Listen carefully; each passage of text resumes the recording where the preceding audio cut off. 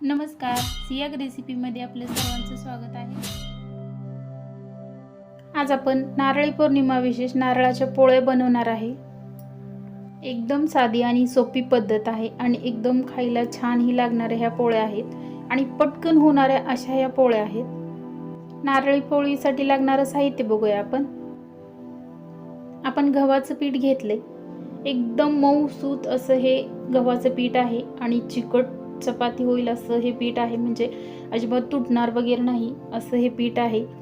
जर तुम्हाला तुमचं पीठ व्यवस्थित नसेल, पिठाला चिकाटी नसेल, तर तुम्ही ह्याच्या निमा मैदा वापरा। हे आपण गव्हाचं जे पीठ घेतलेलं आहे ते या वाटीनं 1.5 वाटी पीठ घेतले, तर तुम्ही अर्धी वाटी मैदा वापरला तरीही चालेल। मी 1.5 वाटी गव्हाचंच पीठ घेतले, कारण हे पीठ एकदम चिकट असं आहे गव्हाचं आणि मऊसूत आहे, याच्यामुळे मी मैदा अजिबात वापरलेला नाही। जर तुमचं पीठ व्यवस्थित नसेल तरच तुम्ही मैदा वापरा। 1 वाटी गव्हाचं पीठ राहू द्या आणि अर्धी वाटी मैदा वापरा। ह्या ओल्या नारळाचा किस आहे। मी हा नारळ किसून मिक्सरला बारीक करून घेतलाय, कारण जर नारळामध्ये जास्त पाणी असेल तर मिक्सरला फिरवलं तर त्यातून पाणी निघतं। तर हा सुकलेला नारळ असेल तर मिक्सरला फिरवा, आणि जर जास्त ओला असेल तर हा नारळ खवूनच घ्या। खोला म्हणजे जास्त पाणी निघत नाही। 1 वाटी घेतलाय आपण नारळाचा किस। हे तूप आहे।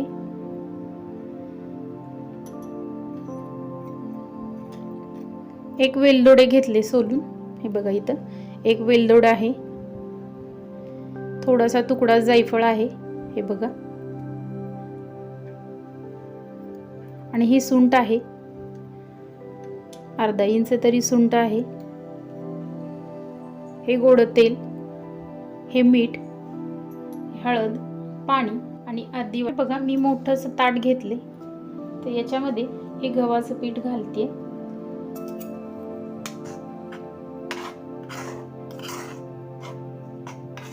थोडंसं गव्हाचं पीठ ठेवणार आहे शिल्लक। आता या पिठावरतीच पाव चमचा मीठ घालते, थोडीशी हळद आणि 2 चमचे तेल घालायचे। नॉर्मलच आहे तेल, गरम वगैरे काही नाही। हे मिक्स करून आपण हे पीठ मळून घेणार आहे।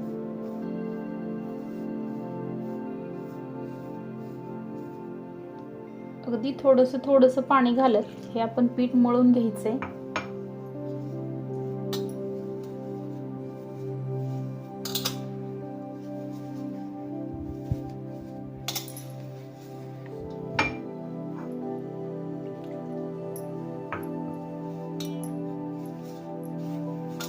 हे पीठ आपण असं थोडंसं पाणी घालत मळून घ्यायचंय। हे पीठ अगदी पातळ असंही पण मळायचं नाही। हे बघ, हे पीठ आपण असं मळून घेतले। आपण 1 ग्लास पाणी घेतलं होतं, त्याच्यातील पाणी थोडंसं शिल्लक राहिले। आता या पिठाला आपण तेलाचा हात लावून झाकून ठेवूया।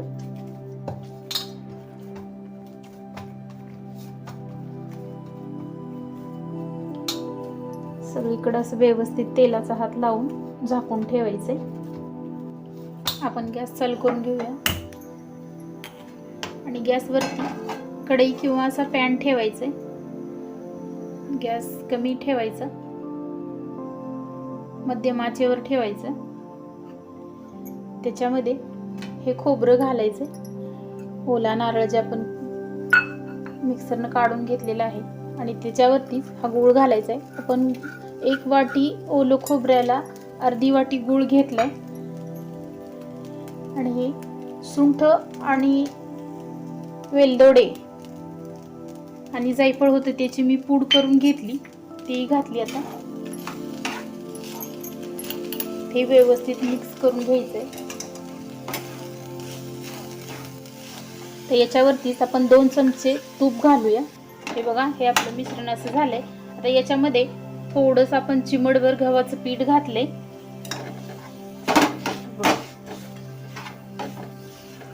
चिमटभर कोरडं पीठ घातले. आपण याच्यामध्ये 2 चमचे तूप हे घातले.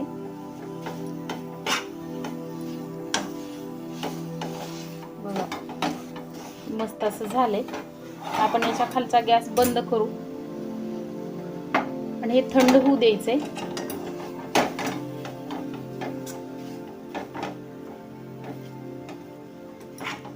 हे थंड होऊ देऊया आपण.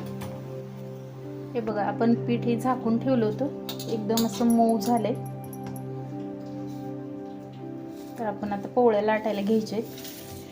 आणि हे जे आपण मिश्रण केलेलं आहे नारळाचं, तेही एकदम कोमट झालेलं आहे, थंड झालंय. किंवा हे कोमट झालेलं आहे. हे असं मॅश करून घ्यायचं, म्हणजे कुठं गाठी वगैरे राहणार नाही.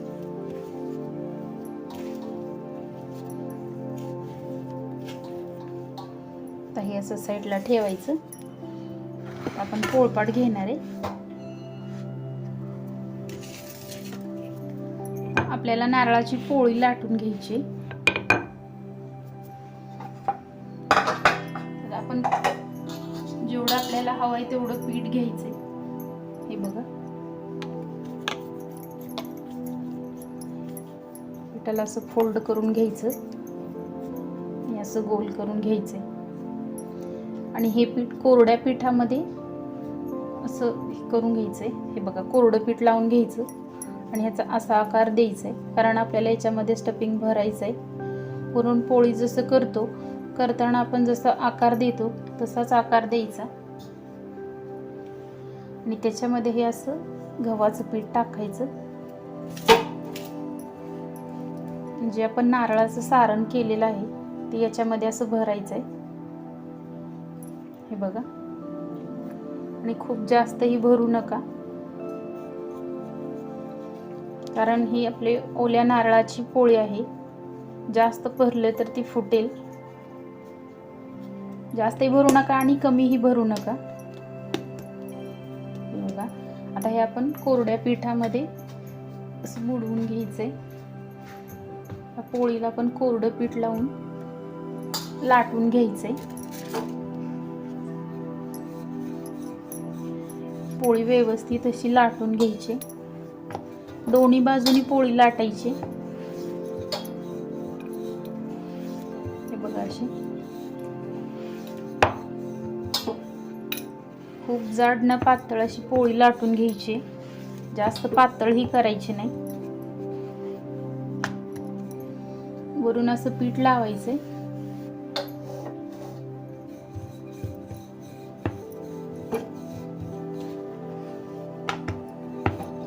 दोन्ही बाजूने लाटताना पीठ लावायचं.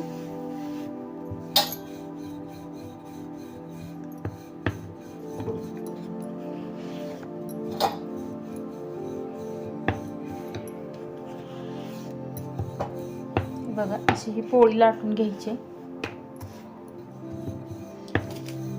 जास्त मोठी नाही करायची. हे बघा अशी ठेवायची. जास्त जाडही नाही आणि जास्त पातळही नाही, अशी ही पोळी लाटून घ्यायची. हे बघा ही आपली पोळी तयार आहे. एकदम मस्त अशी लाटून झाली.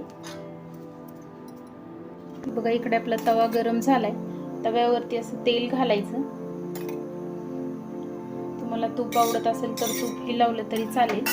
आता याच्यावरती आपण ही पोळी घालायची.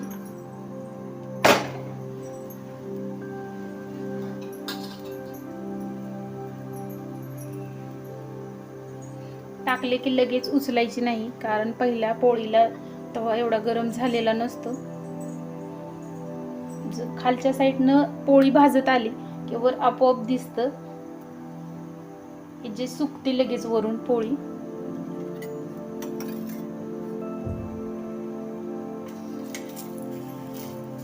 हे बघा अजून हे भाजलेली नाही.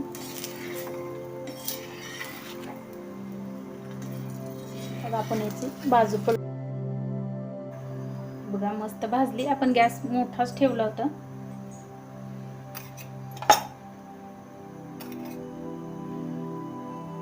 आपण याला तेल लावून घेऊया.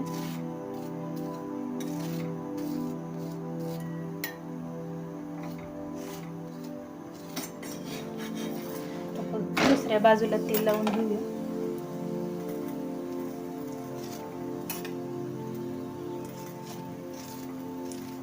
आपण शेंगदाण्याच्या वगैरे पोळ्या करतो त्या पद्धतीनंच ही पोळी करायची.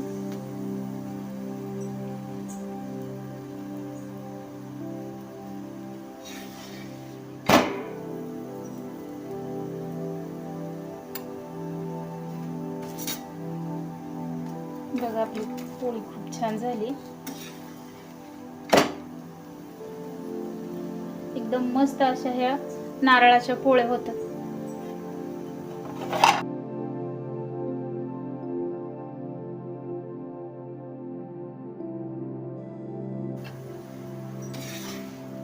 दोन्ही बाजूनी मस्त अशी भाजून झाली. आपण गॅस कमी करूया आणि ही पोळी काढून घेऊया. इथं मध्ये थोडंसं होल पडल्यामुळे आपली पोळी जास्त फुगली नाही, कारण तव्याला मध्ये खड्डा असल्यामुळे ती पोळी चिटकली होती खालून. हे बघा एकदम मस्त अशी खोबऱ्याची पोळी तयार आहे नारळाची.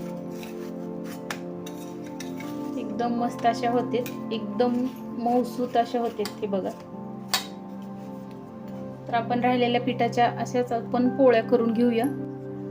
हे बघा आपल्या नारळाच्या पोळ्या करून तयार आहेत. एकदम मस्त अशा झालेत. हे बघा.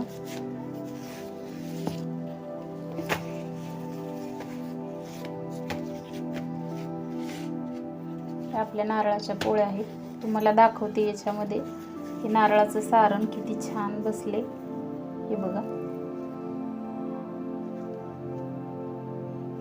आणि ही फुगलेली आहे.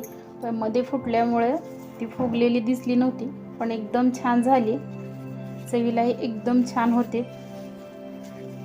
तर तुम्ही ह्या नारळाच्या पोळ्या नक्की करून बघा आणि कशा वाटल्या आम्हाला कमेंटमध्ये नक्की कळवा.